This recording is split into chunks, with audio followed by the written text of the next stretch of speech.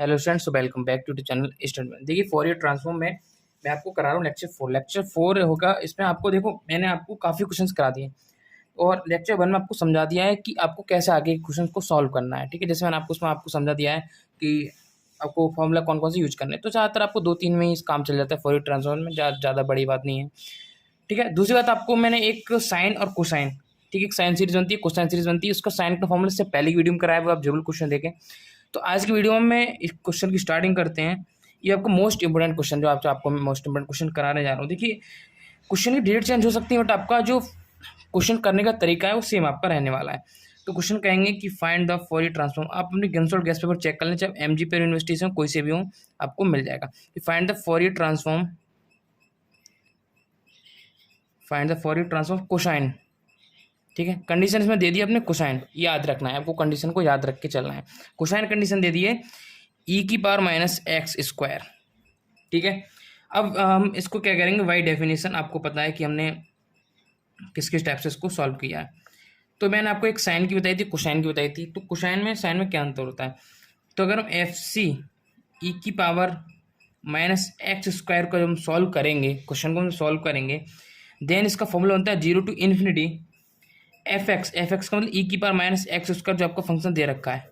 ठीक है, fx question में fx cos px into dx, उसमें आपको साइन आया था, इतना अंतर पड़ता है, बराबर आई। हम कह सकते हैं सेम, हम लोग उसको मान के चल रहे हैं।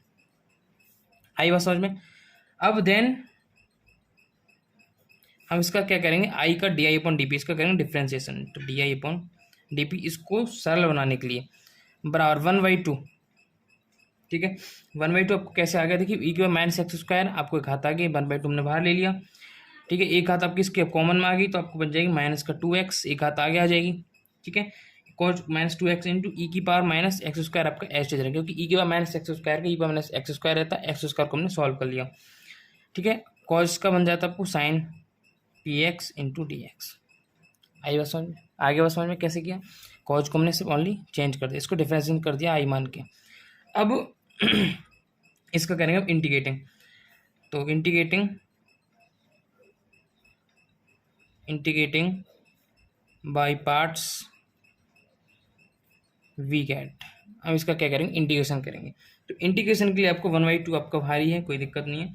ये आपका e⁻⁻x², ठीक है, इंटू साइन px माइनस, आपको अभी समझाऊंगा, p into e⁻⁻x² cos px into dx। हमने क्या किया कि वही आपको फर्स्ट सेकंड यूज कर लिया हमने इसमें, क्योंकि हमने इस पद को फर्स्ट सेकंड इस पद को हमने पूरा इंटू मान के चले। कितना इंटू, मान लीजिए मैंने फर्स्ट का क्या किया, इंटीग्रेशन किया। तो फर्स्ट की e⁻⁻x² रहता है, साइन px आपका एच दे रखा। ओके, माइनस होल पहले का डिफरेंशिएशन, मतलब हमने इसका डिफरेंशिएशन किया, तो आपका ओनली p बचा यहाँ पे e⁻⁻x² cos px dx। इसका एक बार और हो जाएगा आपका, और लिमिट आपकी कितनी चली हुई, 0 to ∞। अब -p/2 आपका आगे आ गया है, 0 to ∞ e⁻⁻x² cos px into dx बराबर -p/2 अपॉन आई। क्योंकि ये जो फंक्शन आपका निकल कर आया था, ये आपका कितना है, आई माना था हमने स्टार्टिंग में, देख लीजिए। तो माइनस के p/2 इंटू आई। तो यहाँ से हम क्या कर सकते हैं कि di अपॉन आई अगर हम निकालना चाहें, बराबर माइनस का half p into D P. हमने क्या है जो आपको मान के चले थे di अपॉन dp, वो हमने मान लिया। ओके, यहाँ तक तो कोई दिक्कत नहीं, सेम जो क्वेश्चन आपको चल रहा है आपको वही करना है। बस आपको दिक्कत यहाँ पर है कि हमने इंटीग्रेशन पार्ट्स कैसे किया। तो इस इंटीग्रेशन पार्ट्स का आपको याद रखना है कि e⁻⁻x² साइन px, ये आपका एक बार इसके साथ में रहेगा। ठीक है, माइनस हमने इंटीग्रेशन किया, उसके बाद साइन px, पी हमने आगे ले लिया, cos px into P D into e⁻⁻x²। अब जो cos px करेंगे तो साइन px में चेंज होता है, अपन p आ जाए तो -p/2 हमने ले लिया यहाँ पर, और -p/2 इंटू आई। ओके, अब इसको हम क्या करेंगे, दोबारा इंटीग्रेटिंग करेंगे, तो दोबारा इंटीग्रेट आपको करना पड़ेगा। तो इंटीग्रेशन इसका करेंगे तो di अपॉन आई का आपको पता है कितना बन जाता है, log i हो जाता है। di अपॉन आई का log i हो जाता है, बराबर ये p/2 है। ठीक है, p का p² हो जाता है, तो -p²/2 आता है, तो हम p²/4 डायरेक्टली लिख दे रहे हैं, और प्लस का log ही हम एक अलग से फंक्शन इसको मान के चल रहे हैं। आपने 12th में सबको इंटीग्रेशन पढ़ाया, तो ज़्यादा बताने की इसमें आपको जरूरत है नहीं। तो हम क्या करेंगे, minus log a minus p² plus का log a निकल कर आ गया, तो यहाँ से i इक्वल टू निकालेंगे। तो तो आई इधर चला जाता है, आपको पता होना चाहिए आई इधर चला जाता है, तो ए तो आपका आगे रहेगा ही, और आपकी ई की फॉर्म में ऊपर आ जाता है, तो ई की form minus p square by 4 आपका ऊपर ई की फॉर्म में आ जाते हैं। देन वैन इसमें इनिशियल कंडीशन को फाइंड करते हैं कि वैन पी बराबर 0 हो, ठीक है। देन आई बराबर आपका क्या निकलेगा, जो वैल्यू हमने निकाली थी वो पुट कर दीजिए, 0 टू इन्फिनिटी ई की minus x square cause 0 into d x हमने पुट कर दिया। आई बराबर 0 टू इन्फिनिटी, ठीक है, ई की power minus x square H का कॉज 0 वैल्यू पता है 1 में हो जाती है, डी एक्स बराबर कितना आ गया √2 बाई 2। कैसे, ई की minus x square √π/2।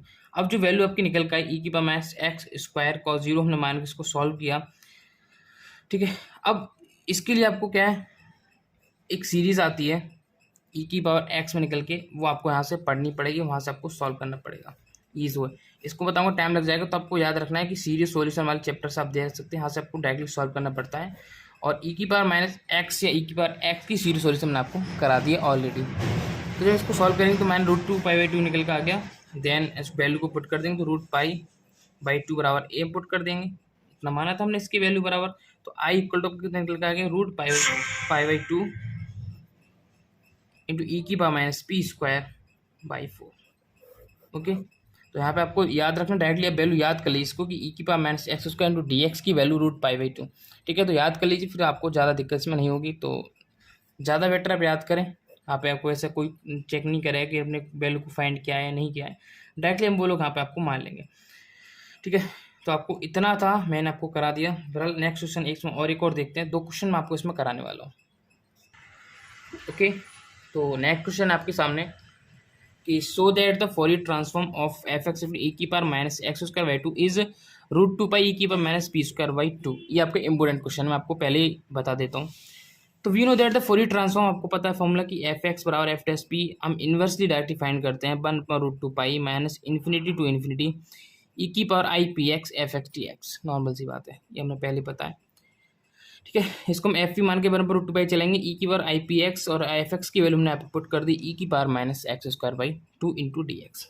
Okay, 1/√2π minus infinity to infinity e की power minus half x square minus 2IPX into d x. अब इसको सोचेंगे कैसे सॉल्व किया, एक्स स्क्वायर बाई 2 अपने ई की पावर हाथों में जुड़ जाती है, तो ई की पावर माइनस हाफ हमने बाहर ले लिया, तो एक्स स्क्वायर माइनस 2IPX इसको सॉल्व करके यहाँ पे लिख दिया। थोड़ा में घाते जुड़ जाती है ना, आपको पता होना चाहिए, तो हमने इसको क्या कर दिया, सॉल्व कर दिया पूरे को। अब 1/√2π minus infinity to infinity e की power minus half x square minus 2IPX plus I P square minus i P square, इसको हमने क्या अलग से ऐड कर लिया, किसके लिए, फॉर्मूला बनाने के लिए। याद रखिए, हमने इसको अलग से ऐड किया है फॉर्मूला बनाने के लिए, ये हमें खुद का दिमाग लगाने के लिए यूज करना पड़ता है कि हम इसको कैसे सॉल्व कर सकते हैं इन अ राइट वे या इन इजी वे, तो वही खुद की हेडेक होती है। ओके, अब यहाँ पे देखिए √2π ई की minus of x minus i p का whole square plus p square, ये हमारा क्या बन गया, फॉर्मूला बन गया। और आई स्क्वायर बराबर आपका -1 होता है, ये आपको पहले से पता है, ऐसा आपकी आइडेंटिटीज होती हैं। ओके, तो 1/√2π ई की power minus p square by 2 हमने बाहर ले लिया, जी minus infinity to infinity e की power minus x I P अपना √2 का होल स्क्वायर हमने इसको कर लिया। कैसे, एक्स आई पी अपना √2 बराबर कितना माना हमने, लेट जेड, देखो ये जो स्क्वायर है ये आपका 2 है, तो आई स्क्वायर की वैल्यू निकालेंगे -1 आपका आएगा, प्लस का पी स्क्वायर साथ में है, तो जब हम ई की पावर माइनस हाफ को नीचे ले जाएंगे तो कितना बन जाएगा, रूट में आपका आ जाएगा कि √2 का होल स्क्वायर पर 2 होता है।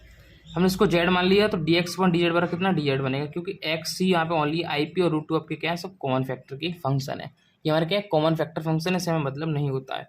तो 1/√2π ई की power minus p square by 2 minus infinity to infinity e की पावर माइनस जेड स्क्वायर हो जाएगा पूरी की वैल्यू, और √2 इंटू जी हम साथ में लिख लेंगे, √2 इंटू डी जेड, तो डी एक्स की वैल्यू क्या है यहाँ से, √2 इंटू जी यहाँ से हम निकालेंगे, तो 1/√2π ई की minus p square by 2 minus infinity to infinity e की power minus z square into d z. We know that की minus infinity to infinity e की power minus d square into d बराबर √π होता है आपका। ये बात को याद रखना, आपको लर्न रखना है इस बात के लिए, ठीक है। इसका मैं कभी आपको इसका फुल ट्रांसफॉर्म करा दूंगा, ठीक है। तो याद रखें अभी minus infinity to infinity e की power minus E square into d बराबर आपका √π होता है। ओके, 1/√π ई की माइनस बाई 2, इसको हम डायरेक्टली पुट कर दी, √π से √π कैंसिल, ई की पावर माइनस पी स्क्वायर 2 आपका आंसर यहाँ पर आ गया, ठीक है, ये आपका आंसर हो गया। तो आपको रिक्वेस्ट है चैनल को सब्सक्राइब, वीडियो को शेयर करने की। ऐसे ही आपके फोरियर ट्रांसफॉर्म के मैं क्वेश्चन आगे कराता रहूँगा। अब मैं समझता हूँ इसमें दो चीज़ आपको क्लियर नहीं होगी, एक तो e⁻⁻x² का सीरीज़ कैसे निकाली वो, और दूसरा ये कि इसे यहाँ पे हमने कैसे सॉल्व कर लिया। दोनों आपको नेक्स्ट वीडियो में आपको कोशिश करूँगा समझाने की कि आपको कैसे सीरीज़ को सॉल्व करना होता है। ऑलरेडी आपको sin x cos x की सीरीज़ पढ़ी होंगी, बीटा का फंक्शन में आपको इसमें अच्छे से कराया है। ठीक है, तो चैनल को सब्सक्राइब, वीडियो को शेयर कर दें, और बाकी इंपॉर्टेंट क्वेश्चन आपको मिलेंगे प्लेलिस्ट में, लिंक में जाके एक बार जरूर चेकआउट कर लें।